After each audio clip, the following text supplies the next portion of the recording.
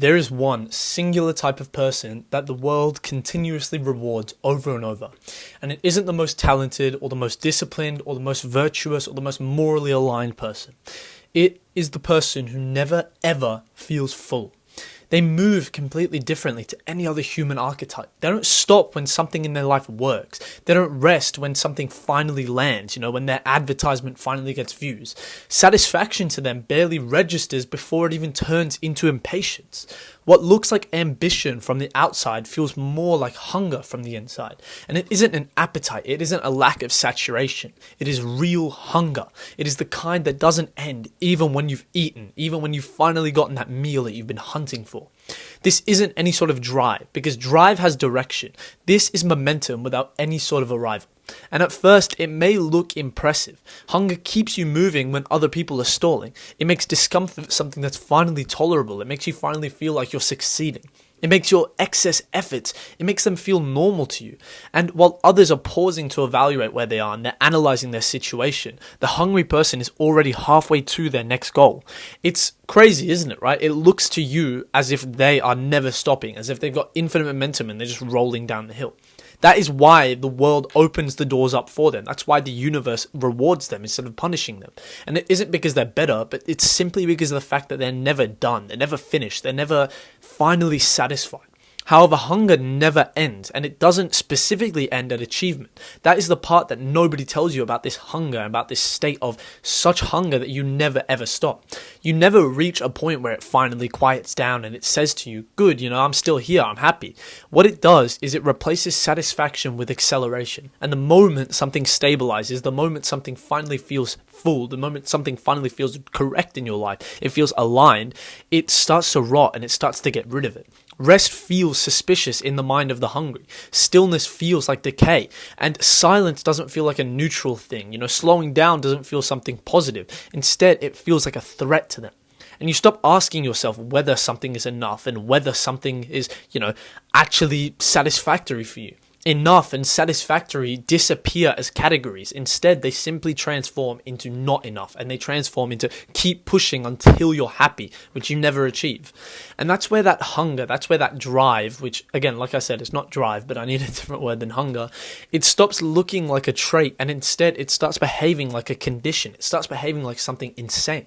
It doesn't motivate you towards something specific. It just refuses to let you stop moving. It refuses to let you slow down. You're just constantly on the accelerator until that you're in that fifth gear, in that sixth gear, and you're at the fucking red line, and your body is telling you to stop. You change goals and you change identities and you change projects and you change environments. You change absolutely everything. And all of them comes with you being unchanged. The object shifts, okay, that's true. But the pull, the drive, the hunger doesn't ever change. And due to the fact that hunger is rewarded, it gets mistaken for virtue. People praise the hunger and they build their myths around the hunger. They point to the outcomes and they call their condition strength. However, hunger never cares about any sort of outcome. What it does is it feeds on movement itself. It feeds on that drive. It feeds on that passion. Achievement doesn't satisfy the stomach. Achievement simply justifies it. It justifies its existence, no matter how actually rotting it is. And the cost starts to show up, but it shows up so quietly that you don't even notice. You lose the ability to rest without any sort of guilt for that. You lose the ability to enjoy something and without immediately thinking about how to extend it or scale it or repeat it or do it better, or even pleasure becomes something that is transactional to you, and it isn't something that you receive over time, but instead something that you convert into your momentum. Hunger turns your presence into liability, and you start to notice that moments don't feel complete on their own. Moments don't feel like actual moments anymore. They feel provisional, they feel conditional, they feel like placeholders for something more real that is supposed to come later. You live always leaning forward, always slightly ahead of yourself, rarely ever where your body actually is. And that's the secret killer that comes behind hunger. Life becomes a sequence of thresholds that you cross without ever actually inhabiting them. And the part that actually matters about that, and the actual the key core I don't know how many synonyms I can put in here, but the genuine ideology, the thing that is most important, is that at some point throughout this whole journey, hunger stops becoming what drives you, and instead it becomes what you protect. And you stop asking yourself whether or not you want it to end, and you stop asking yourself whether you want to organize your life so it can actually end. Instead, you start changing, and you start taking on habits that don't allow you to end that hunger. You choose paths that keep the hunger alive, and you avoid absolutely anything that might ever make you feel settled or satisfied, because to you, settled feels like loss. So you don't fear just stopping. What you do fear is who you would be if stopping was even a possibility. And that's when hunger stops becoming an accidental thing. What you do, and you don't even realize it to an extent until it's too late. What you do is you defend the hunger, and you rationalize the hunger, and you build your entire identity around it. And it isn't because the hunger and the progress feels good, but because it feels so necessary to you. Because without that hunger, there is a risk that you don't know who you are and who you've become. Without that hunger, the noise might drop low enough for a different question to surface, where you start questioning your inner thoughts, where you start questioning yourself. One question that you've been outrunning for years on end.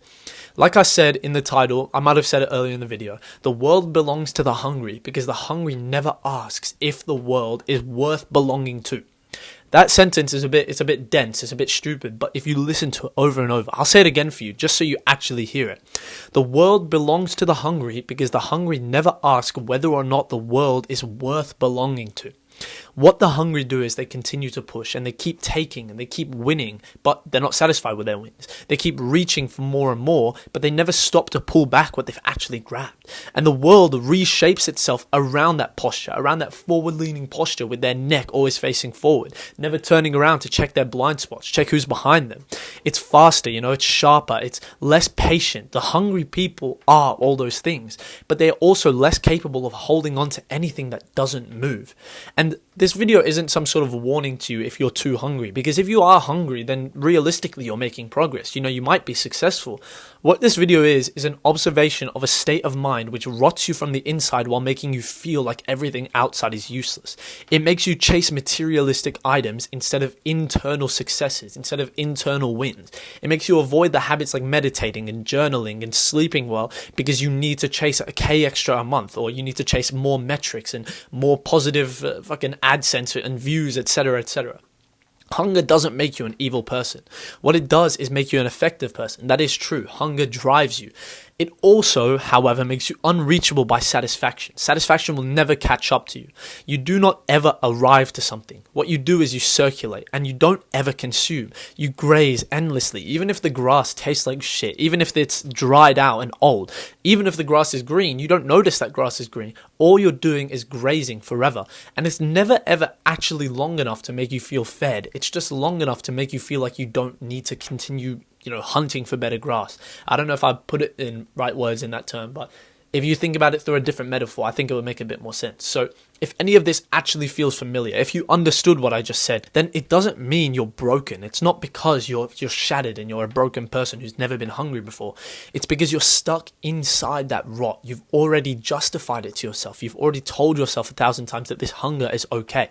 Like I said, the world does belong to the hungry, and that is why the world looks the way it does. And the fact that the world belongs to the hungry makes it your problem to be hungry. But like I just said this whole time, being hungry is an internal rot. So understand yourself, understand your mind while progressing towards something. It's super paradoxical, it's super strange, but the key is, I wouldn't say balance, because in my opinion, balance is cope. Balance is a way to say this is this and this is that. And okay, I can play video games here and there, blah, blah, blah, blah, blah. I'm yapping. But what you have to do is understand that the world, regardless of whether or not what you believe, the world belongs to the hungry. So find your way to become hungry without actually ever making your stomach empty. Again, it's paradoxical. Figure it out. That's your job now.